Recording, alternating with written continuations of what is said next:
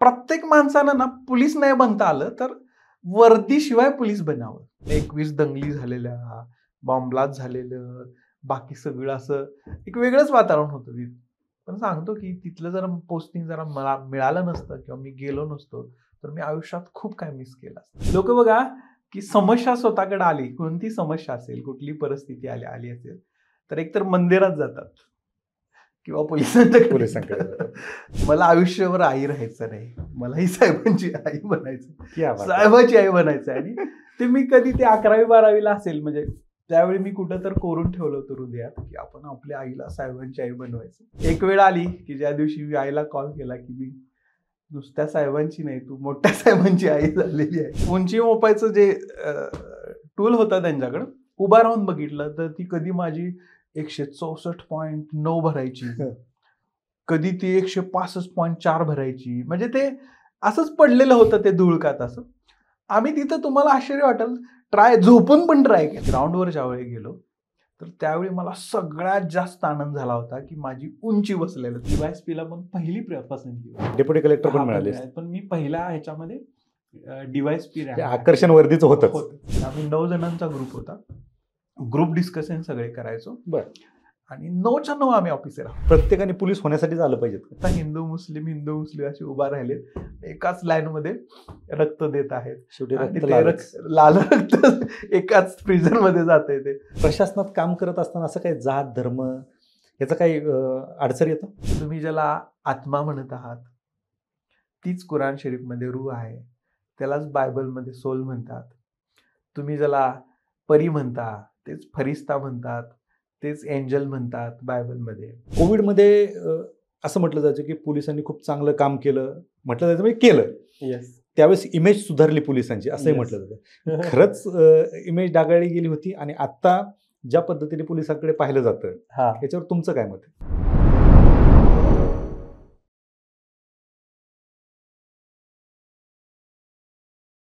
नमस्कार, मी किरण निंभोरे आणि आपण पाहताय वास्तव कट्टा. खरं तर ग्रामीण भागातील प्रत्येक तरुणाचं एक स्वप्न असतं, अधिकारी बनायचं. आणि विशेषतः अधिकारी कुठला तर वर्दीवाला अधिकारी. ग्रामीण भागातील कित्येक तरुण PSI बनण्यासाठी पुण्यासारख्या ठिकाणी किंवा आपापल्या शहरामध्ये स्वतःला आजमावण्यासाठी जात असतात, स्पर्धा परीक्षेची तयारी करत असतात. कोणी MPSCसाठी, कोणी UPSCसाठी ट्राय करत असतात. अशी स्पर्धा परीक्षेची तयारी करून त्यांचं DYSP पदी सिलेक्शन झालं आणि आता सध्या फोर्स 1ला SP म्हणून ज्यांची नियुक्ती आहे असे गजानन राजमाने सर आपल्यासोबत आहेत. सर, वास्तव कट्ट्यावरती आपलं खूप स्वागत आहे. सरांविषयी विशेष सांगायचं झालं तर सरांचं पहिलं पोस्टिंग गडचिरोली नंतर मालेगाव नंतर सांगली आणि त्यांच्या या प्रत्येक ठिकाणाच्या कामामध्ये त्यांच्या कर्तृत्वाने आणि त्यांच्या धडाडीच्या कारवायांमुळे सर नेहमी चर्चेत राहिलेले आहेत. आणि आज जर तुम्ही सोशल मीडियावरती कुठलंही अकाउंट ओपन केलं तर त्याच्यावरती मला असं नाही वाटत की तुम्हाला एक पोस्ट दिसत असेल की खांद्यावरचे स्टार्स हे जे बुक आहे हे तुम्हाला प्रत्येक सोशल मीडियाच्या कोणाच्या ना कोणाच्या स्टोरीवरती दिसेल. कारण ते पुस्तकाने सध्या मार्केटमध्ये जो काही धिंगाणा घातला आहे प्रत्येक अधिकाऱ्याच्या टेबलवरती दिसते आणि मार्केटमध्ये ते पुस्तक मी शोधत होतो, मला भेटलं नाही. आज सरांकडून हे पुस्तक मला मिळतंय. खरं तर हे जे पुस्तक आहे नक्की खांद्यावरचे स्टार्स काय आहेत, पुस्तक काय आहे आणि त्या पुस्तकामध्ये नक्की काय आहे हे तर सरांकडून जाणून घ्यायचं. परंतु सरांनी ज्या पद्धतीने स्पर्धा परीक्षेची तयारी केली आणि DYSP पदी त्यांचं सिलेक्शन झालं, नक्की त्यांचा प्रवास आणि या पुस्तकाचा प्रवास या सगळ्याच गोष्टी आपल्याला ऐकायला आवडेल. सर, नक्की खरं तर तुम्ही बऱ्याच ठिकाणी काम केलं. आज तुम्ही मुंबईमध्ये फोर्स 1ला SP म्हणून कार्यरत आहात. काय नक्की स्पर्धा परीक्षेकडे येण्याचं किंवा पोलीस खात्यात येण्याचं नक्की काय ठरलं होतं?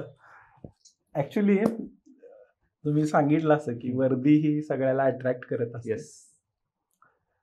वर्दी अशी आहे की लहान मुलापासून अगदी वृद्धांच्या पर्यंत की त्याचं अट्रॅक्शन असतं. तसं मलाही होतं. मी पोलीस खात्यामध्ये आल्यानंतर म्हणजे मी किती इगर होतो पोलीस खात्यामध्ये येण्यासाठी मी तुम्हाला सांगेनच. पण मी आलो ज्यावेळी की त्या मला कळालं की जगातलं मी सांगतो, जगातलं अशी कोणती सेवा नाही की जी पोलीस खात्यासारखी किंवा पोलीस सेवेसारखी अशी सेवा मी अनुभवतोय. ते म्हणजे चालती बोलती एक एनजीओ आपण म्हणू, म्हणजे बिल गेट्स सारख्या जगातल्या सगळ्यात श्रीमंत व्यक्तीला शेवटी काय करावं लागतं, आपला सगळे पैसे एका एनजीओला द्यावे लागतात, एनजीओ स्थापन करावे लागते आणि वाटावे लागतात. पोलीसमध्ये मी आल्यानंतर मला जाणवलं की आपण रोज लोकांना मदत करतोय, वेगवेगळ्या प्रकारच्या लोकांना मदत करतोय, रोज वेगवेगळी कामं आहेत. असं काम करायला मिळणं खरं हे भाग्याचं काम आहे. बरोबर.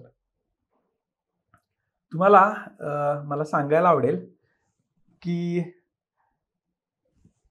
महाभारतामध्ये एक स्टोरी आहे. 5 पांडव आहेत, ते 5 पांडव वनवासाला जात असतात 12 वर्ष. आणि तो शेवटी मग ज्यावेळी वनामध्ये असतात त्यावेळी त्यांना तहान लागलेली असते, आणि तहान लागल्यानंतर मी त्याचा उल्लेख पण केलेला आहे माझ्या पुस्तकामध्ये. तो नकुल आहे, त्या नकुलला पाणी पिण्यासाठी तलावाच्या बाजूला जातो, पाण्याला हात लावतो तर ते पूर्ण पाणी ठोस होऊन जातं, सॉलिड होऊन जातं. सहदेव येतो, नकुल येतो, भीम येतो, अर्जुन, ते चारीच्या चारी मूर्छित होऊन पडतात. शेवटी मग युधिष्ठिर धर्मराज येतो, त्याला कळतं कुठून तर हालचाल होत आहे आणि यक्ष बसलेला असतो, आणि त्याच्या प्रश्नाला उत्तर दिल्यानंतर ते पाणी आहे तसं लिक्विड राहत असतं आणि ते प्यायला उपलब्ध होणार असतं. त्यांनी ते चॅलेंज स्वीकारलं आणि यक्षनं जेवढे काही प्रश्न विचारले त्या सगळ्या प्रश्नांना उत्तरं दिली. त्यातला एक प्रश्न होता, तो प्रश्न असा होता की जगातलं सगळ्यात श्रेष्ठ महान दान कोणतं? तर युधिष्ठिरचं उत्तर होतं, आपण म्हणतो कन्यादान आहे, धनदान आहे, रक्तदान आहे, अन्नदानला आपण श्रेष्ठ, नेत्रदानला आपण श्रेष्ठ म्हणतो, ऑर्गन डोनेशन करतात. पण युधिष्ठिरचं उत्तर होतं की जगातलं सगळ्यात श्रेष्ठ दान हे अभयदान आहे. क्या बात आहे. व्यक्तीला भयापासून मुक्त करणं. आणि किरण, ही सेवा आहे ना तुम्हाला पोलीस विभागाशिवाय दुसरीकडे कुठे करायला मिळत नाही. म्हणजे तुम्ही लोकांना भयापासून मुक्त करू शकता, अभयदान देऊ शकता लोकांना. बरोबर. भरपूर अशा गोष्टी आहेत की ज्या आपण या डिपार्टमेंटमध्ये करू शकतो. म्हणून मला वाटतं की एक श्रेष्ठ असं, सुंदर असं,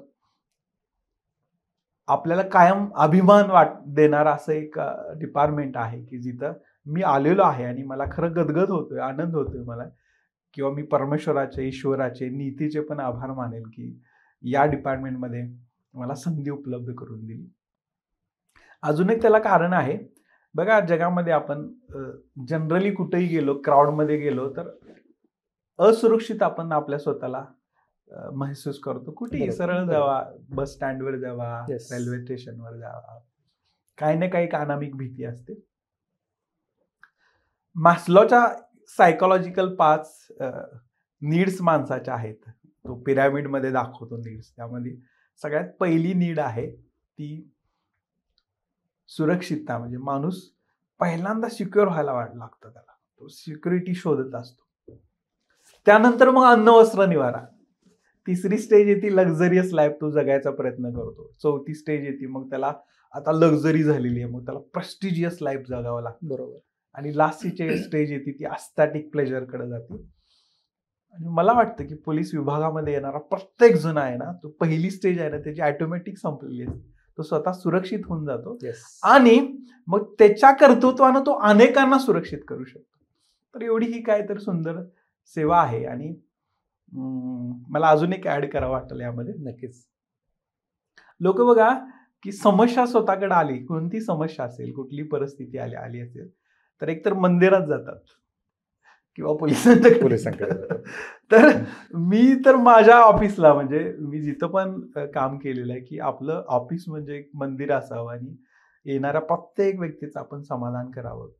आणि जेवढे समाधान आपण जास्त करत जाऊ तेवढी लोक आपल्याकडे जास्त येत राहतात आणि आपण नशीबवान समजतो. आणि मला वाटतं की मग अशी सेवा करायला आपल्याला दुसरीकडे कुठे मिळणार नाही. तर हे एवढं सुंदर आहे. हे मला डिपार्टमेंटमध्ये आल्यानंतर हे सगळं मी अनुभवते. नाहीतर सामान्य व्यक्तीसारखे मलाही वाटायचं की पोलीस म्हणजे काय, की जे आपण आता मीडियामध्ये बघतो, पेपरमध्ये बघतो, कार्टून कोणतीही काढताना पोलिसाचा पहिल्यांदा ढेरी काढायची, लाल डोळे वगैरे. पण असं काही नाही. खूप सुंदर डिपार्टमेंट आहे की नाही ते- ज्याचा मला अभिमान आहे. येस, पण असं काय घडलं होतं की तुम्हाला पोलिसच बनायचं होतं की सुरुवातीला? हे झाले डिपार्टमेंटमध्ये आल्याच्या नंतरच्या गोष्टी. आता बघा, प्रत्येक गोष्टीला कारण लागतं काय तर. बरोबर. माझं एक छोटंसं कारण आहे. माझ्या गावामध्ये एक ना एक फौजदार होते. हम्म. आता नाही ते. तर एक मकर संक्रांतीला गावाकडे ना हळदी कुंकवाचे कार्यक्रम असतात. बरोबर. तर त्या कार्यक्रमामध्ये माझ्या आईला पण बोललेलं होतं. हम्म. गावामध्ये असंच घरामध्ये एक, आपण त्याला हॉल म्हणू शकत नाही, पण एक मोठा रूम म्हणू, तिथं ना तो हळदी कुंकवाचा प्रोग्राम सुरू होता. सुरू असताना अनेक महिला तिथं होत्या. दरम्यान ती फौजदार होते, त्यांची आई त्या प्रोग्राम मध्ये आली हळदी कुंकवाच्या.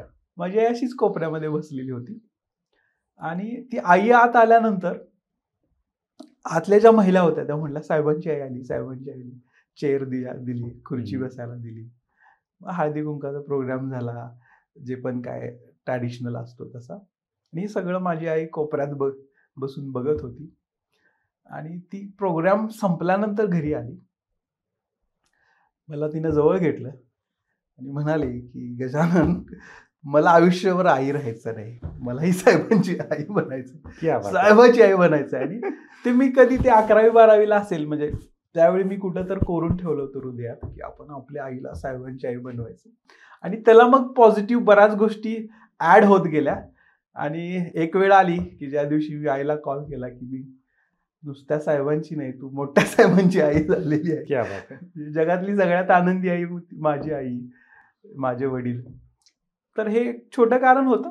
त्याला मग इतर पण बरीच कारणं मिळून आली आणि मग मला जे पाहिजे होतं ते मला मिळाले.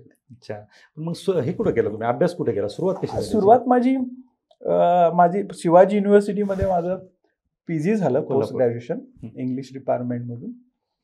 तिथून मी पुण्याला आलो. पुण्यामध्ये मग मी प्रिपरेशन केलं स्पर्धा परीक्षांचं. अच्छा, हा बरं. पण ज्यावेळेस तुम्ही आले होते, फक्त वर्दी या आकर्षणानेच आले होते का दुसरा अधिकारी झालेलं पण चाललं असतं? कारण आईला तर फक्त साहेबाची आई बनायचं होतं. माझं एक अडचण होती अशी की मला असतो ना एक इन्फिरिटी कॉम्प्लेक्स असतो, म्हणजे आणि पुण्यामध्ये आल्यावर असतोच तो असतो. मला खूप एक म्हणजे आठवलं आता जस्ट की मी एक असाच एक स्टडी सर्कलचा एक क्लास होता. तो एकमेव क्लास त्यावेळी होता की जिथं आपण फुकट जाऊन बसू शकत होतो, अभ्यास करत होतो क्लासरूम मध्ये. आणि एक असाच एक क्लास सुरू होता आणि त्या क्लासमध्ये माझ्या शेजारी एक मुलगा बसलेला, एकदम असा नेटका, छान कोम्बिंग केलेलं, कपडे चांगले असणारे, शूज वगैरे होते. आणि पुढचे जे शिक्षक होते ते दगडी कोळसावर शिकवत होते. दगडी कोळसा कुठं असतो, कुठं उत्पादन होतं वगैरे वगैरे. तो माझा शेजारी बसलेला, तो हळूच मला म्हणतोय, कोळसा काय असतो? आम्ही फक्त चुलीतच पाहिलंय. म्हणलं कोळसा माहित नाही, आम्ही दात घासतो ना कोळसा. तर त्यावेळी मला कळालं की त्याला अजिबात, म्हणजे त्याला तलाठी काय माहित नव्हतं, त्याला सरपंच काय असतो माहित नव्हतं, तहसीलदार काय असतो माहित नसतं.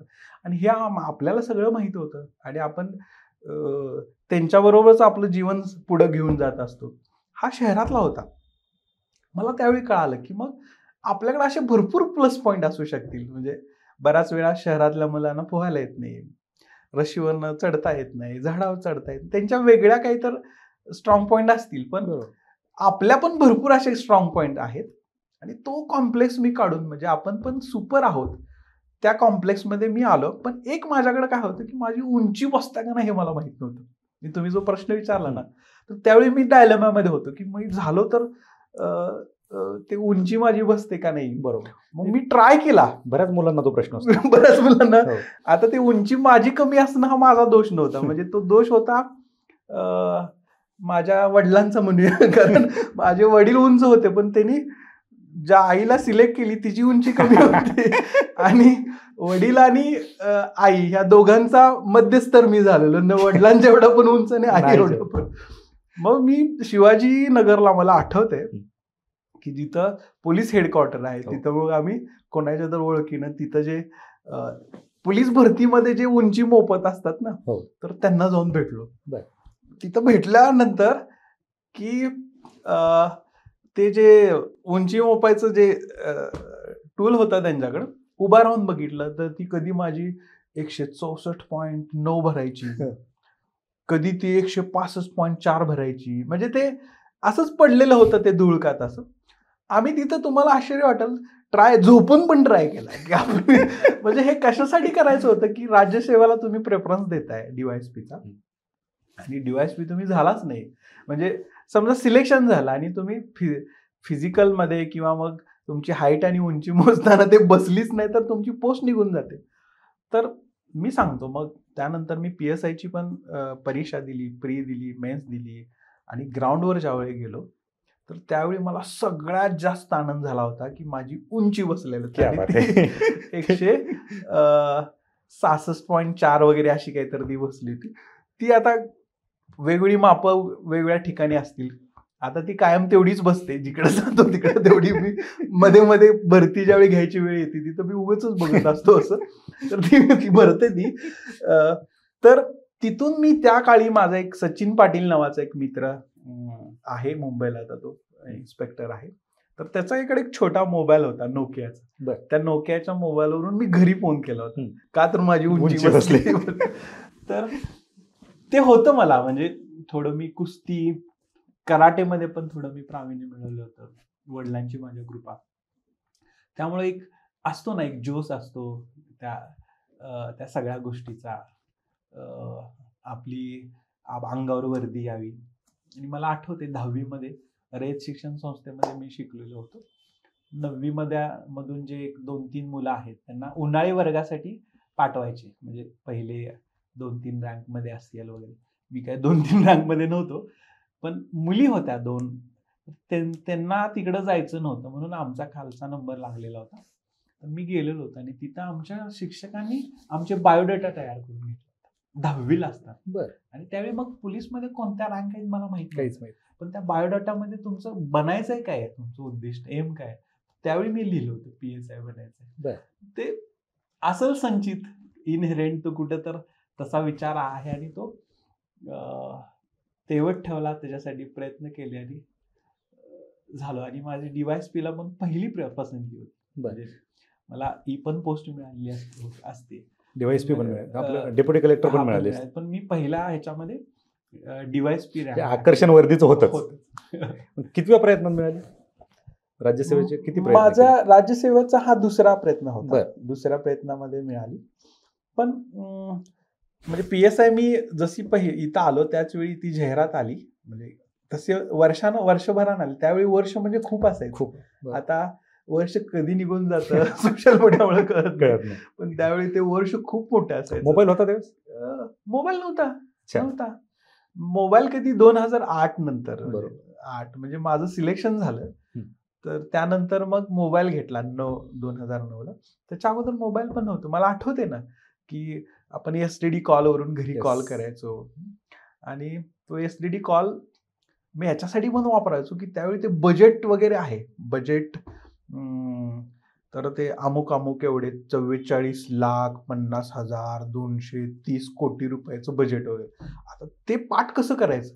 मग ते उगाच तिथं जायचं त्या PCOच्या तिथं आणि ते आकडे दाबत बसायचं 3-4 वेळा. ते पाठ होतात तर तसं करत बसायचो. तर त्यावेळी ती मजा वेगळीच होती. म्हणजे ते अभ्यास करण्याची जी पद्धत होती ना, आमच्या ग्रुपमधले सांगतो, म्हणजे मला खूप आनंद आहे की आम्ही 9 जणांचा ग्रुप होता. ग्रुप डिस्कशन सगळे करायचो आणि 9च्या 9 आम्ही ऑफिसर आहोत. म्हणजे सगळेच वेगवेगळ्या रँकवर आहोत, पण आहोत आम्ही. आणि ती वेगळी मजा होती. म्हणजे आम्ही अभ्यासाला असं चॅलेंज म्हणून घ्यायचो जे आपल्याला येत नाही समजा काही गोष्टी, तर ते कॉलर ताट करायचे आणि कसं येत नाही बघूया. आणि म्हणजे सगळ्या 16 मला आठवते रेल्वेच्या वेगवेगळ्या 16 काय सेंटर्स होत्या. मग त्या 16च्या 16 पाठ, सगळ्या जेवढ्या राजधान्या होत्या आपल्या, तर सगळ्यांना काय ना, आता त्रिपुराची राजधानी आगरताळा आहे, म्हणजे ही मला आताही आठवते. तर ते अजून काय आठवते तर मी लक्षात ठेवलं होतं 3 पुऱ्या आगीत तळा. म्हणजे माइंड गेम आम्ही हे केलं होतं आणि अशा बऱ्याच गोष्टी आम्ही लक्षात ठेवलेल्या. मला आठवते की महात्मा ज्योतिराव फुले यांनी तो एक प्रश्न होता की अस्पृश्यांच्यासाठी पाण्याचा हौद कधी खुला केला. तर त्याचे ते पर्याय 1890 असायचा, 1848 असायचा, 1872 असायचा, 1868 आणि प्रत्येक वेळी त्यांनी काही ना काही केलेलं आहे. म्हणजे 90ला नव्हतेच ते, बरोबर. 48ला मुलींची शाळा, 72ला पण त्यांनी पुस्तक, ते नाटक, तृतीय रत्न नाटक वगैरे लिहिलेलं. मग हे मी 68 आहे, मी आत्ताही छाती ठोकपणे का सांगू शकतो, कसं? तर मी लक्षात ठेवलं तर तो हौद आहे ना 6/8चा होता. म्हणजे हे आमच्या ग्रुपची कमाल सगळ्या, कोण ना बरोबर. कोण काहीतरी आयडिया काढायचं आणि तशा प्रकारे आम्ही लक्षात ठेवायचो आणि ते सुंदर अभ्यास व्हायचा, मजेशीर व्हायचा. आताही मुलं करत असतील, करत नसतील तर करावा त्यांनी आणि अभ्यासात मजा घ्यावी. परत नोकरीत आल्यावर एवढी मजा असतेच असं नाही, पण अभ्यासात खूप मजा घ्यावी त्यांनी. बरोबर. येस. पण आता हे जे तुम्ही सांगताय मुलांना हा. अभ्यासात मजा घ्या, प्रत्येकानेच पोलीस, जसं तुम्हाला आकर्षण होतं ग्रामीण भागातल्या प्रत्येकाला वर्दीचं आकर्षण असतं, हो. प्रत्येकाने पोलीस होण्यासाठी झालं पाहिजेत का? त्याला आता ती शक्यता पण तशी नाही. फिजिक पण वर पण डिपेंड असतं, बरोबर. जागा किती आहेत त्याच्यावर पण डिपेंड असतं. पण मी तुम्हाला सांगतो की प्रत्येक माणसानं ना पोलीस नाही बनता आलं तर वर्दीशिवाय पोलीस बनावं, प्रत्येकानं बनावं. बरं. आता ते तुम्ही कसं म्हणाल ते, तर पोलिसांच्या खांद्यावर जनरली आपण स्टार्स बघतो. माझ्या पुस्तकाचंही नाव आहे खांद्यावरचे स्टार्स दे. तर ते स्टार्स मला अभिप्रेत असे आहेत किंवा आमच्या सगळ्या लोकांना अभिप्रेत असे आहेत की स्टार्स म्हणजे तारे हे प्रकाश देत असतात. बरोबर. प्रकाश कुणाला आवश्यक असतो? जे अंधारात आहेत अशा लोकांना आवश्यक असतो. ना अंधारात मग भरपूर लोक आहेत. म्हणजे आपण बघतोय ड्रग्जचं प्रमाण, छोट्या टीनेजर मधल्या मुलं, वेश्या व्यवसायातल्या, ह्युमन ट्रॅफिकिंग, नक्षल भागातल्या तिकडे भरती होणारी लोक असतील किंवा ब्रेन वॉश करून मग स्लीपर सेल असतील किंवा मग अनेक अशा गोष्टी आहेत, वेगवेगळ्या क्राईम मध्ये असणारे असतील लोक, बरेच अनाथ मुलं आहेत, म्हणजे अशी बरीच असंख्य लोक आहेत किंवा शेतकरी लोक आहेत, वंचित लोक आहेत, बरीच लोक आहेत, दुर्बळ आहेत, महिला आहेत, सिनियर सिटीजन आहेत. मला आठवतंय सिनियर सिटीजन एकूण 5,000 लोक संख्या आमच्या नागपूरला होते आम्ही कोरोनामध्ये असताना. 5,000 म्हणजे भरपूर होते, पण 5,000 लिस्टेड आमच्याकडे होती की ज्यांची मुलं त्यांच्या बरोबर राहत नाहीत. ते फॉरेनला होती किंवा बाहेर कुठं तर नोकरीला होती. तर आम्ही त्या लोकांना घेऊन ते त्यावेळची कोरोनाची व्हॅक्सिनेशन घेणं शक्य नव्हतं. तर बरोबर आम्ही मग 4 गाड्या करून आमचे खास ते इमोशनली इंटेलिजन्स असणारे ऑफिसर्स, काही महिला ऑफिसर्स होत्या, त्यांनी प्रत्येकाच्या घरी जाऊन त्यांना व्यवस्थित गाडीमध्ये बसवून हॉस्पिटलला आणलं. प्रत्येकाला ती व्हॅक्सिनेशन होईल याची सगळ्यांची काळजी घेतली. ते कायम म्हणजे अजूनही काय काय एखाद्या आईचा आजीचा मेसेज येतो, कॉल येतो, आशीर्वाद आहे. तर अशा अनेक गोष्टी आपल्याला आहेत की जे अंधारात आहेत त्यांना प्रकाशित नेण्यासाठी काम करू शकतो. त्याला वर्दीच पाहिजे असं नाही. तुम्हीही म्हणजे तुमचा वास्तव कट्टा थ्रू की अनेकांना मी म्हणतोय की अंधारातून बाहेरच काढत आहात, ते प्रकाशात आणत आहात. अनेक इतरही प्रशासकीय अधिकारी आहेत, तहसीलदार आहेत. माझ्या पुस्तकात मी संतोष महाले म्हणून एक तहसीलदार आहेत, प्रताप वाघमारे एक म्हणून तहसीलदार आहेत किंवा अजून बरेच असे आहेत. हँड इन हँड आम्ही जे काम केलेलं आहे त्यांचा मी उल्लेख पण केलेला आहे. सगळ्या विभागामध्ये प्रकाश देणारी बरीच लोक आहेत, त्यामुळे ते पण पोलीसच आहेत. आणि काहीच नाही करता आलं तर माझ्याकडे अशी काय लोकांची लिस्ट आहे की ती काहीच करत नाहीत, फक्त माहिती देतात जिथे अवैध गोष्टींची, ती पण पोलीसच आहेत आपल्यासाठी. तर ते तर खूप मोठं काम करतात. तर असं आपण करू शकतो की मग या खांद्यावरचे स्टार्स जे आहेत हे फक्त पोलिसांचेच आहेत की तुम्ही सांगताय ते? अजिबात नाही. यामध्ये मी प्रातिनिधिक स्वरूपात ते मी लिहिलेलं आहे, पण मी त्यात लिहिलंय पण शेवटच्या प्रकरणामध्ये मी प्रतिनिधी आहे. मी फक्त पोलिसाचा प्रतिनिधी नाही, पोलिसाचाच आहेच, पण अखंड प्रशासकीय सेवेमध्ये काम करणाऱ्या लोकांचा, समाजामध्ये काम करणाऱ्या प्रत्येक लोकांचा असा प्रतिनिधी आहे की ज्यांचे काय तर स्टार चमकलेले आहेत खांद्यावरचे. ते अमूर्त स्वरूपात असतील, काहींचे मूर्त स्वरूपात असतील, पण ते जगाला, समाजाला, अशा लोकांना की जे अंधारात आहेत त्यांना प्रकाश देत आहेत. क्या ते बात आहे. सगळ्यांच्या खांद्यावर काय तर स्टार्स आहेत. ग्रेट. खूप मोठा विचार एका पोलिसिंगपेक्षा पुढे जाऊन याचा विचार करावा लागेल. नक्कीच सर. हे पुस्तक जे आहे, कारण मी रिव्ह्यू वाचत होतो, मी पुस्तक हो. अजून वाचलं नव्हतं, हो कारण मला ते मार्केटमध्ये भेटलंच नाही. हो कारण जिथे जाईल तिथे त्यांनी शॉर्टेज म्हणून सांगितलं. येस. आज तुमच्याकडून मिळालं, नक्कीच वाचेल मी हे. परंतु हे पुस्तक लिहित असताना तुम्ही जो काही सर्वसमावेशक विचार केलाय तो निश्चित पुढच्या पिढीला फायदेशीर ठरेल. तुमचं पहिलं पोस्टिंग कुठे झालं होतं?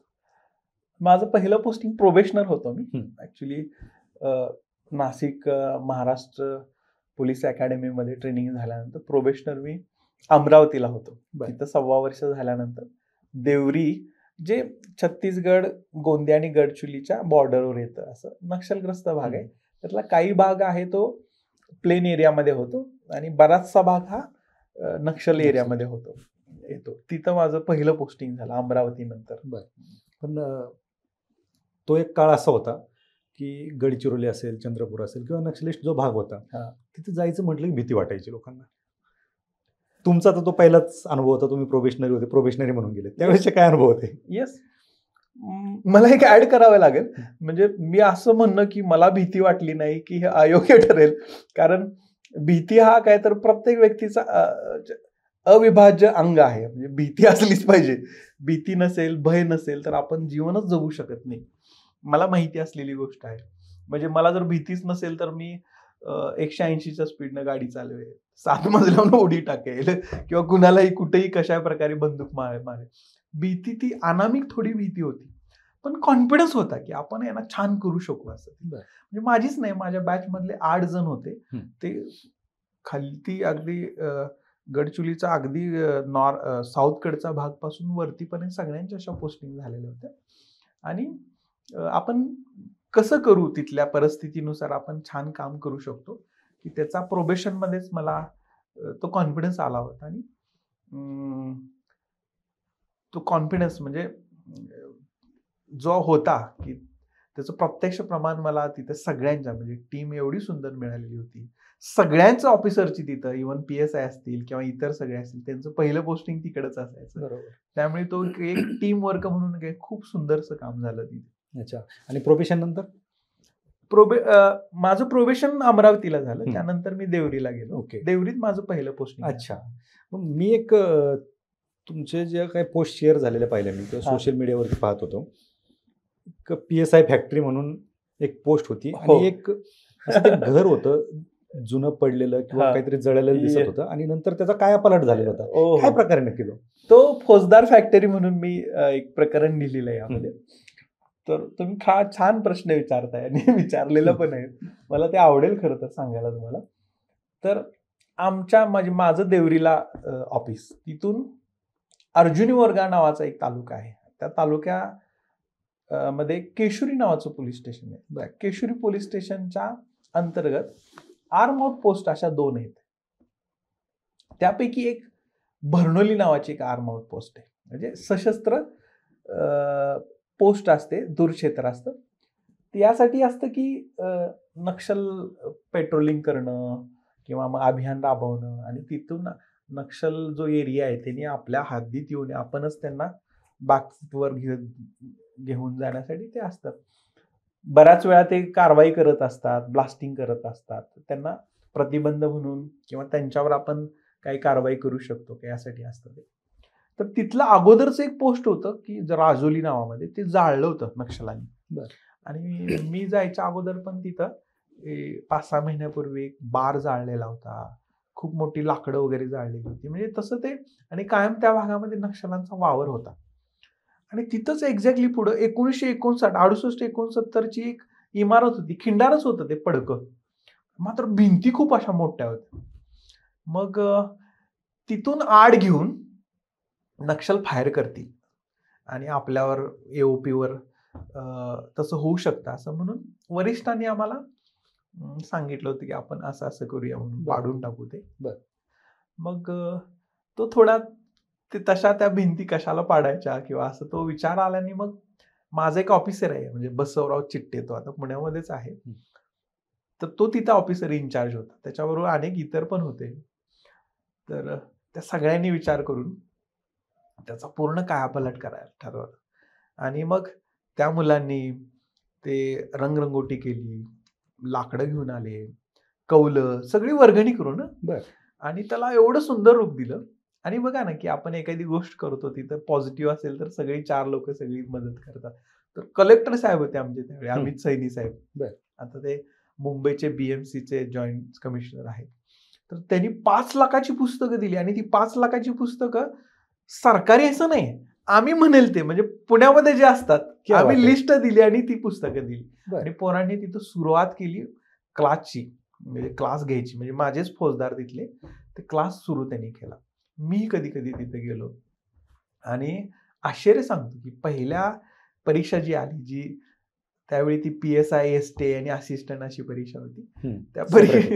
त्या परीक्षेमध्ये संदीप ताराम नावाचा एक आदिवासी मुलगा तो प्री पास झाला. क्या बात आहे. त्याची माउथ पब्लिसिटी एवढी झाली तर मुलं एवढी भरपूर तिथे यायला लागली. बर. हे राहायला जागा नव्हती तिथं. मग ते आजूबाजूच्या गावामध्ये तिथं तिरखुरी म्हणून गाव होतं, बोरटोला म्हणून होतं, बर्नोली, राजोली असं आजूबाजूला राहायला लागली. तर डबे तिथल्या लोकांच्याकडून ते खायला लागले वगैरे असं सुंदर ते झालं. आणि त्याच प्रयत्नामध्ये तो संदीप ताराम आता PSI झाला. बर. पहिला मुलगा त्या हद्दीत, क्या बात त्या आहे. एरियातला पहिला मुलगा, आदिवासी मुलगा. ग्रेट. आणि त्यामुळं ते एवढं नावारूपाला आलं की तुम्ही आता गेला तर तुम्हाला ते जाणवणार पण नाही हे असं आहे. हे अजून चालू आहे. हो. बर. त्याचं आता आम्ही सेलिब्रेशन करणार आहे आता ह्या डिसेंबरमध्ये. तिथं ना मला बोलवत आहे तिथली बरीच मुलं. सांगतो तुम्हाला की किती आनंददायी असतं की रोज दरवर्षी 2-3 तर कॉल करतात. बरीच मुलं सिलेक्ट होतात की सर मी असं असं सिलेक्ट झालो आणि मी तिथं अभ्यास करतो. ते पुण्यापासून 1000 किलोमीटरवर आहे. बर. तिथली जर मुलं बघितली ना, सगळ्या गोष्टीपासून वंचित आहेत. पण त्यांना जर हे म्हणजे सुविधा दिली तर ते किती संचित साठवून ठेवू शकतात. तर त्याची त्याबाबतच मी ती एक छोटी पोस्ट टाकलेली होती. प्रेरणादायी आहे ती एकदम. एखाद्या गोष्टीचा आपण कसा कायापालट करू शकतो. तुमचं एक इनिशिएटिव्ह, कदाचित तुम्ही जर ते इनिशिएटिव्ह नसतं घेतलं तर तुम्ही जे सांगितलं की PSI झाला, फौजदार झाला, तो कदाचित झाला नसता. अनेक मुलं झाले तिथं. बरोबर. आतापर्यंत 60-70 मुलं वेगवेगळ्या क्षेत्रामध्ये सिलेक्ट होऊन गेलेली आहेत आणि रेग्युलर होत आहेत. आणि आश्चर्य सांगतो, ते एवढं नावारूपाला आलं की तिथं कोण जात नाही. ते पण तिथले त्या काळचे तत्कालीन खासदार गेले, ते बघितलं, त्यांनी 12 लाख रुपये दिले, मंजूर केले आणि एक इमारत बांधून दिली अजून एक. क्या बात आहे. म्हणजे ते खूप छान झालेलं आहे. एक सुरुवात कशी झाली, ते पाडायचं होतं, पाडणं खूप सोपं होतं. पाडणंच खूप सोपं होतं. एक विचार काय बदलू शकतो. येस. सर, पण नंतर गडचिरोली नंतर तुमचं पोस्टिंग कुठे झालं? माझं ऍक्च्युली गडचिरोली हा जिल्हा म्हणजे गडचिरोली परिक्षेत्र होतं. ओके. हा. पण गोंदिया जिल्ह्यामध्ये माझं देवरी हे SDPO म्हणून मी होतो. त्यानंतर मी मालेगावला आलो. ओके. मालेगाव हे नाशिक जिल्ह्यामधलं मालेगाव, तिथं बरोबर. माझं पोस्टिंग झालं. मालेगाव मधला मी तुमचा व्हिडिओ पण पाहिला होता डान्स करतानाचा. मला वाटतं गणपती मिरवणूक होती. हा. कसा होता अनुभव तिथला? मालेगाव हे खूप म्हणजे तुम्हाला सांगतो की मी स्वतःला नशीबवान समजतो. म्हणजे नक्षलमध्ये काम केलं ना की गव्हर्नमेंटचा GRच आहे तो, प्रेफरन्सचं पोस्टिंग मिळत होतं मला, बरोबर. पसंती मी ते दिलीच नव्हती मालेगाव. पण मला मालेगावला नाव माझं आलं, मालेगाव सिटी म्हणून. त्यावेळेचे माझे SP होते, त्यांनी मला सांगितलं की तू जायला पाहिजेस, भांडायला पाहिजेस, तुला ते पसंतीचं का दिलं नाही वगैरे वगैरे.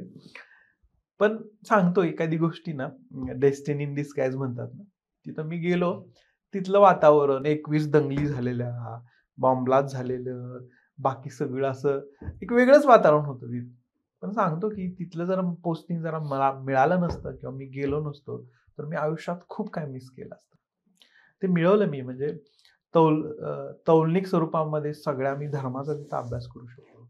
अनेक म्हणजे लोकांची मनं जोडण्यासाठी आम्ही एवढं काम केलं म्हणजे 0% एकही अवैध धंदा तिथं चालू नव्हता आमच्याकडे. एवढ्या आम्ही कारवाया केल्या, लोकांना जाणवून दिलं की अशा शहरामध्ये पण आपण स्ट्रिक्ट पोलिसिंग केलं तर काय कमाल करू शकतो आणि किती लोकांना आपण जोडू शकतो असं. तर मजेशीर होतं तिथं.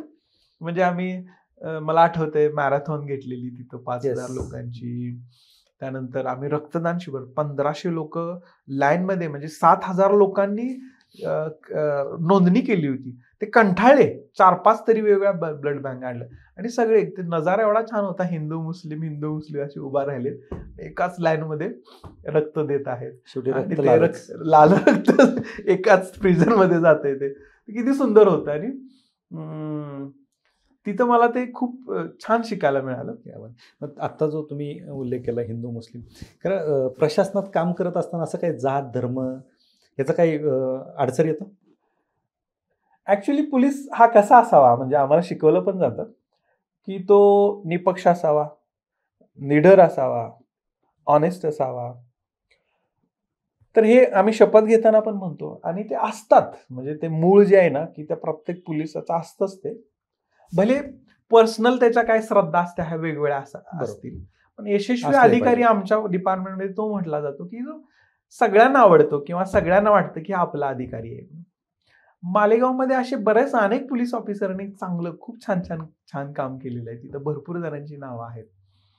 मला काय वाटलं की तिथं जाऊन शेषराव मोरेंचं मुस्लिम मनाचा शोध म्हणून एक पुस्तक आहे.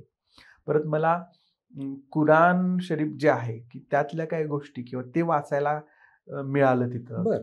ते माहीत नसतं आपल्याला की आपण दूर असतो या ते एक्झॅक्टली काय आहे, हदीस हा काय प्रकार आहे आणि मग प्रत्येक मुस्लिम लोकांची जी कृती आहे तर ती तशीच का आहे की हे एकदम मला जाणून घेत आलं बघा. आणि त्यातनं मला हे कळालं किरण की तुम्ही ज्याला आत्मा म्हणत आहात तीच कुराण शरीफमध्ये रूह आहे, त्यालाच बायबलमध्ये सोल म्हणतात. तुम्ही ज्याला परी म्हणता तेच फरिस्ता म्हणतात, तेच एंजल म्हणतात बायबलमध्ये. तुम्ही ज्याला रावण राक्षस म्हणतात ते त्याला शैतान म्हणतात. बायबलमध्ये त्याला डेव्हिल म्हणतात. आपण ज्याला प्रलय म्हणतो ते कुराण शरीफमध्ये त्याला कयामत म्हणतात. ते तिकडं बायबलमध्ये त्याला डिस्ट्रक्शन म्हणतात. आपण ज्याला ईश्वर प्रभू म्हणतो, स्वयंभू म्हणतो, त्याला ते खुदा किंवा अल्लाह म्हणतात.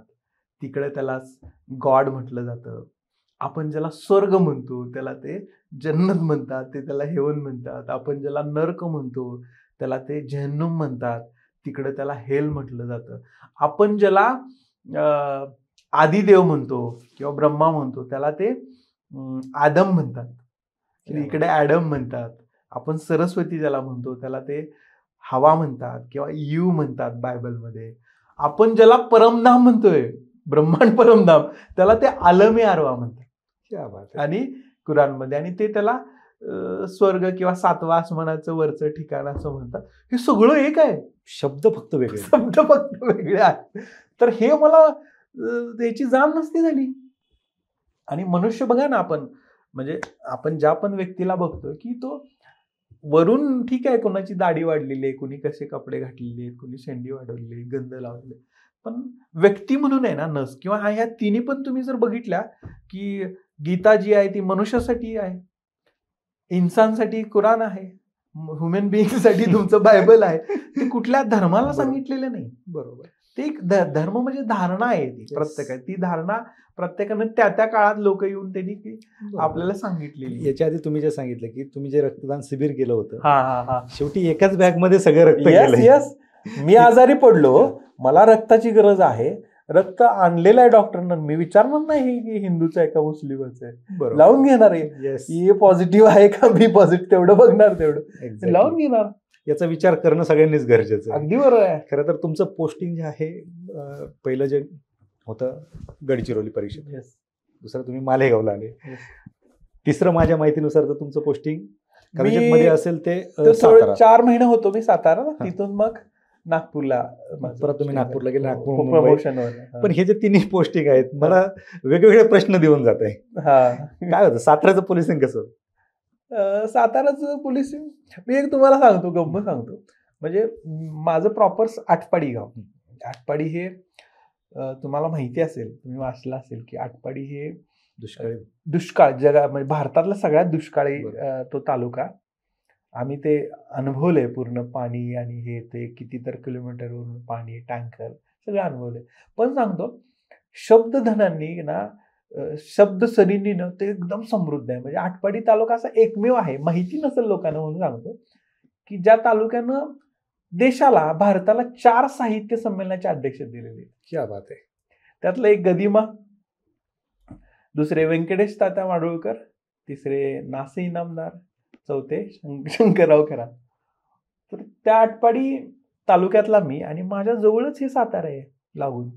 मला कधी तिथं जाता आलं नव्हतं, म्हणजे बाकी आपण तसं कुठं काय निमित्त पण नव्हतं, आणि माझी पोस्टिंग तिथं झाली. तर सांगतो मी, सातारा जिल्ह्यासारखा सुंदर जिल्हा मला दुसरा कुठला बघायला मिळाला. खूप बरं. सुंदर तो होताच. लोक पण खूप चांगली आहेत, आणि थोडं तिथलं पॉलिटिकल वातावरण वगैरे त्याबाबत बाहेर सगळीकडे संभ्रम आहे किंवा, पण मला खूप चांगला अनुभव आला. मी सांगतो, असतं प्रेशर असतं पॉलिटिकल. गॅरंटी सांगतो तुम्हाला, गॅरंटीड सांगतो की तिथं ना, म्हणजे अजूनही लोक आठवतील. म्हणजे कुठल्याही प्रकारचं, कसल्याही प्रकारचं तुम्ही जे म्हणताय दबावाशिवाय ना, की खूप छान पोलिसिंग करू शकलो तिथं सगळ्या बाबतीमध्ये, की मग गुन्हे दाखल करण्यापासून, प्रिव्हेंटिव्ह ऍक्शन घेण्यापासून, अवैध धंद्यांचा पूर्ण बिमोड करण्यापासून, अशा सगळ्या गोष्टी एकदम व्यवस्थित करू शकलो.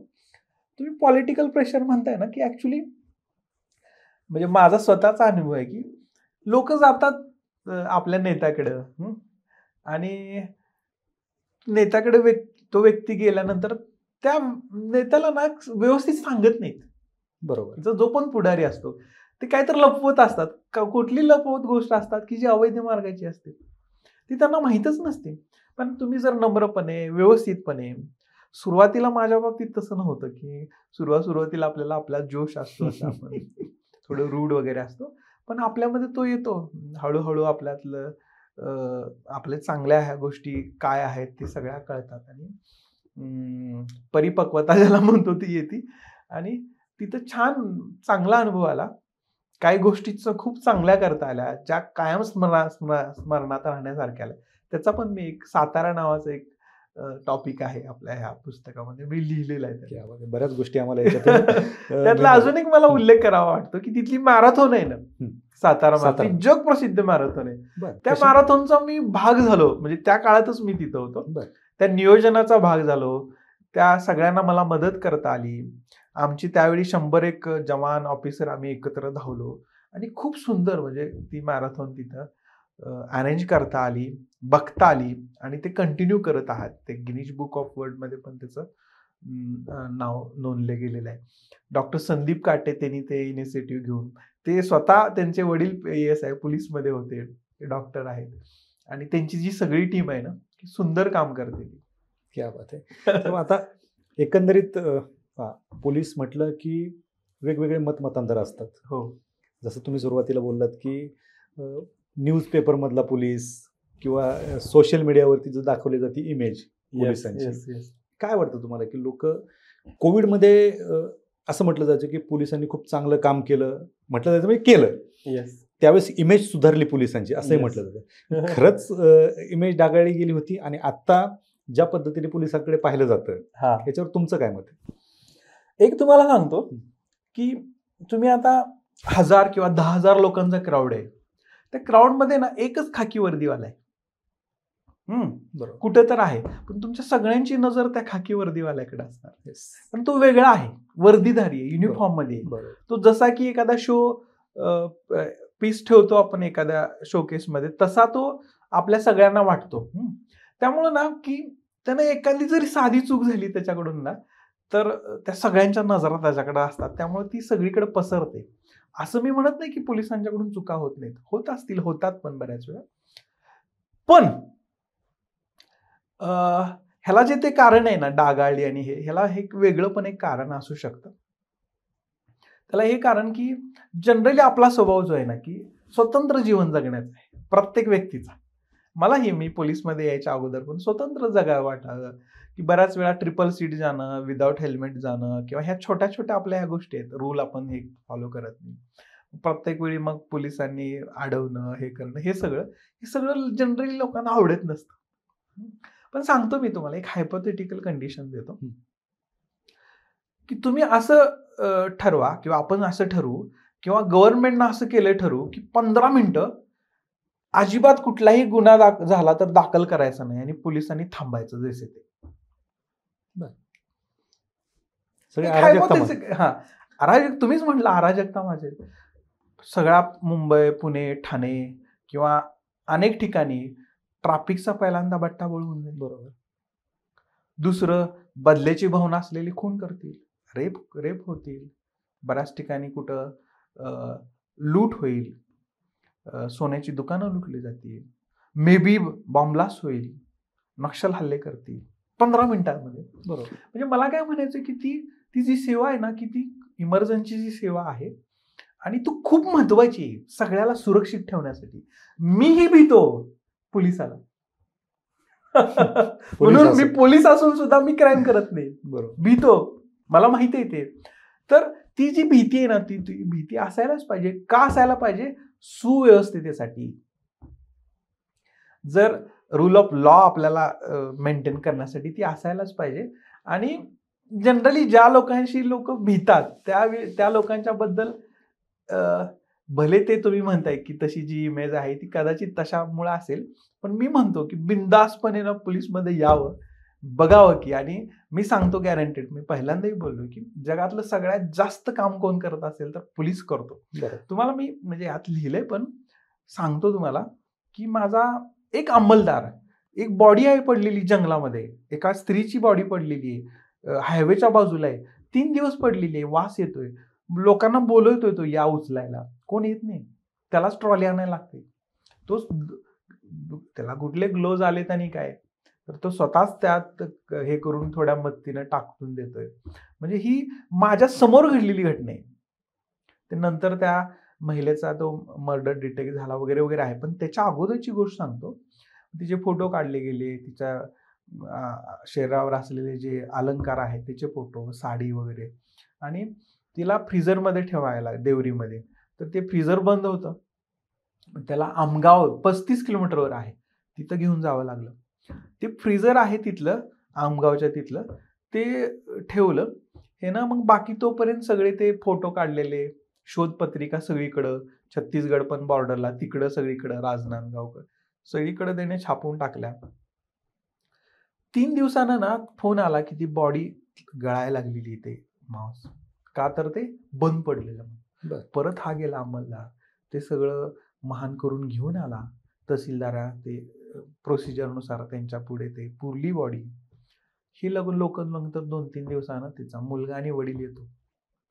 त्याला सगळं फोटो बघून मुलगा म्हणतो माझीच आई, हा म्हणतो माझीच पत्नी.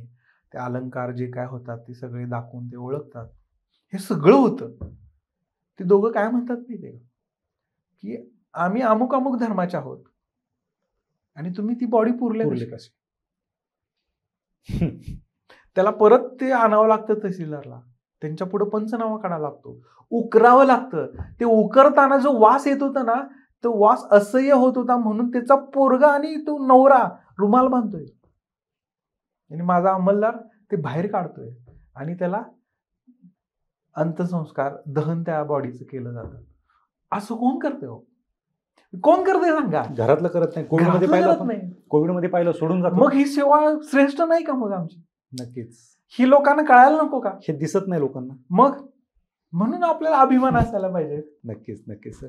खरं तर जनतेला हे दिसणं पण तेवढंच गरजेचं आहे आणि याचा विचार पण करणं गरजेचं आहे. सर, हे जे खांद्यावरचे स्टार्स आहेत, मी राऊंड याच्याकडे काय येतं, कारण तुम्ही ते स्टार्स जे आहेत ते चमकणारे स्टार्स दाखवले. काय सांगाल तुम्ही की 3 वाक्यामध्ये हे पुस्तक का वाचावं आणि कोणी वाचावं? मी का वाचू नये सांगतो हे पुस्तक. त्यांना वाटतं की मला अजिबात कुठली प्रेरणाची गरज नाही, कुठली ऊर्जा माझ्यामध्ये नसावी, यायला नको किंवा असं वाटतं की काही अशा गोष्टी रहस्यमय की ज्या गुही अशा गोष्टी असतात की ज्या आपल्याला कळू नये, ज्याला असं वाटतं की ज्याला की काय म्हणू, पोलीस म्हणजे खरा पोलीस जो आहे काम काय करतोय तो कळू नये, किंवा यामध्ये येणारे जे आहेत की त्यांना वाटतं की काय मला इकडे यायची गरज नाही, अशा लोकांनी ते वाचू नये. मी सांगतो की म्हणजे आत्ताच मला इथं येताच कॉल आला होता की याची पॉप्युलर प्रकाशननं जे प्रकाशित केलेलं पुस्तक आहे की त्याची पहिली एडिशन संपली प्री बुकिंग मध्ये, आम्हाला भेटत नाही. आणि मला ह्याची गॅरंटी आहे की लोक ही पुस्तक नक्की वाचतील, भरभरून वाचतील हे वाचणं. कारण हे न वाचणं म्हणजे काही तर गमावणं आहे हे मला वाटते. कारण मीच हे पुस्तक 31 वेळा वाचलं. क्या बात आहे. मी अजूनही वाचतो. म्हणजे एकानं मला आज एक पॅरेग्राफ पाठवला की हा पॅरेग्राफ किती सुंदर आहे म्हणून. तो पॅरेग्राफ वाचल्यानंतर सुद्धा माझे डोळे नम झाले होते. म्हणजे असंही पुस्तक आहे आणि ते सगळं रिअल आहे. म्हणजे जे अनुभवलेलं आहे. आणि अनुभवलेलं असलं, कायद्याला धरून असलं तर ते खूप सुंदर आहे. त्यासाठी ते वाचतील याची गॅरंटीच आहे. म्हणजे ऍक्च्युली मला त्याबद्दल अजिबात संभ्रम नाही. पण मी सांगतोय की सोशल मीडियामुळं, मोबाईलमुळं आपण म्हणू, मी त्याला अजिबातच वाईट मानत नाही किरण, की ही गोष्ट जी आहे मोबाईल ही आत्ताच्या काळामध्ये गरजेची, त्याच्याशिवाय आपण जगू शकणार नाही. आता भरपूर काय दिलंय पॉझिटिव्ह. तुम्ही 100 गोष्टी काढू शकता. म्हणजे तुमच्याकडेच आलो मी, मला गुगल मॅपमुळे मी किती इझी आलो तुमच्याकडे. मी आता एका 2-5 सेकंदात एखादं तिकीट काढू शकतो. म्हणजे भरपूर अशा गोष्टी आहेत. वैश्विक प्रज्ञा ही आहे ना, ती पूर्ण मोबाईलमध्ये थांबलेली आहे. तुम्ही जगातलं काहीही तुम्हाला सर्च करू शकता, काही मिळवू शकता. मला आता लायब्ररीमध्ये जाऊन ते पुस्तक कुठं मिळतंय ते शोधायची गरज नाही. भरपूर गोष्टी करू शकतो. उत्तम वापर करू शकतो. तुम्ही करताय या मोबाईलचा. त्याच्याद्वारे तर हे सगळं तुमचं चाललंय. तुमचं 800 तुम्ही हे वेगवेगळ्या प्रकारचे पॉडकास्ट केलेले आहेत. किती लोकांना तुम्ही किती प्रकाशित केलेले आहे. तर हा बेस्टच वापर आहे त्याचा. पण हे वापर करत असताना ना, की याचं व्यसन होणे हे आपल्याला सगळ्यांनी डोक्यात ठेवलं पाहिजे. व्यसन कधी म्हणावं लागेल की आपण त्याच्याशिवाय राहू शकत नाही. मग आपलं रील बघण्याचं प्रमाण जे आहे, की जो आपण स्क्रोलिंग करत असू, तर त्याला न्यूरोबायोलॉजिकल काही गोष्टी आहेत की ते आपल्या मनावर इफेक्ट करत असतं. आपल्या विचार करण्याचा एक रिदम असतो. बरोबर. म्हणजे माणूस हा आहे ना, की दिवसभरामध्ये 60,000 विचार करतो दिवसभरात 24 तासामध्ये. आणि जास्तीत जास्त आणि कमीत कमी तो 25,000 विचार करतो. बर. जो जास्तीचा विचार करतो तो डिप्रेशन मध्ये असतो, एन्झायटी मध्ये असतो. कमी कमी विचार करत आहे 20-25 हजार किंवा मग तो 30-40 असला तर आपल्यासारखी लोक समजा करत असतील. पण तुम्ही जर तेच करत असाल तर तो माणूस कायम कुठं ना कुठं रीलमध्ये, कधी तो केरळाला जातोय, कधी जम्मूला जातोय, कधी दिल्लीत जातोय, कधी पुण्यात येतोय, कधी आटपाडीला जातोय, कधी श्रीगोंद्याला जातोय, कधी कुठं जातोय नागपूरमध्ये. त्यामुळे तो रिदम तो काय तर मिस करतोय, विचारांचा रिदम. आणि मग आपल्या मेंदूला ना जे काम करायचं असतं रात्री झोपेमध्ये, म्हणजे कोणत्या गोष्टी आठवणीत ठेवायच्या, कोणत्या विसरायच्या आणि कोणत्या कायम लक्षात ठेवायच्या, हे मेंदू करत असतो. बरोबर. ते त्याला जमत नाही. मग ते चिडचिड होणं, ते मग भावनांचं जे आहे ना की मॅनेजमेंट तो करू शकत नाही, म्हणजे तो व्यक्ती. म्हणून काय तर आपण रिदम मध्ये यासाठी पुस्तक वाचली पाहिजे. क्या बात आहे. नक्कीच. आणि त्याचा नक्की फायदा होईल. येस येस येस सर, नक्कीच. खरं तर आजचा हा जो पॉडकास्ट आहे हा खरं तर तुमचा प्रवास जाणून घ्यायचा होता, परंतु या पुस्तकातच तुमचा सगळा प्रवास पाहायला मिळणार. प्रवास असं म्हणता येणार नाही, मी थोडं ऍड करतो त्यामध्ये, की ते माझं कुठलं असं काय म्हणू बायोग्राफी वगैरे असं वैयक्तिक जीवनावरती नाही. काय ते आम्ही सगळ्यांनी मिळून किंवा प्रशासनानं किंवा टीम म्हणून आपण काय करू शकतो, यात येणाऱ्यांच्यासाठी ते एक मार्गदर्शक म्हणून असं राहील की जे आहेत ऑलरेडी त्यांनी ते केलेलं पण आहे बऱ्याच जणांनी. त्यांना त्यांचा चेहरा दिसेल, येस मी हे केलेलं आहे आणि मी बरोबर आहे. आणि असं असेल किंवा कोणाची इतर पण मतं असतील. आणि सगळ्यात महत्वाचं की हा मी एकमेव नाही, असे अनेक हजारो प्रशासकीय अधिकारी आहेत की त्यांचे ह्याच्यापेक्षा सुंदर अनुभव आहेत. त्यांनी ते लिहावे. नक्कीच. की हे पण ह्या पुस्तकातून त्यांनी प्रेरणा घ्यावी असं मला. ते लिहिले तरच समोर येतील. अगदी बरोबर आहे. आणि त्याच्यातूनच विद्यार्थी प्रेरित होऊ शकतात. यस, प्रशासकीय साहित्य समृद्ध होईल. नक्कीच सर. खरं तर हे अशी पुस्तकं येणं गरजेचं आहे. तुम्ही जसं म्हणताय की याच्यातून अधिकाऱ्यांनी देखील ते मोटिवेशन घेणं गरजेचं आहे की त्यांचे विचार किंवा त्यांनी ते जे जगलेत, त्यांनी जे अनुभवलंय ते पुस्तकात उतरलं पाहिजेत. कारण पुस्तक हे एकमेव असं माध्यम आहे की ते प्रत्येक घरात, प्रत्येक मेंदूमध्ये राहू शकतं.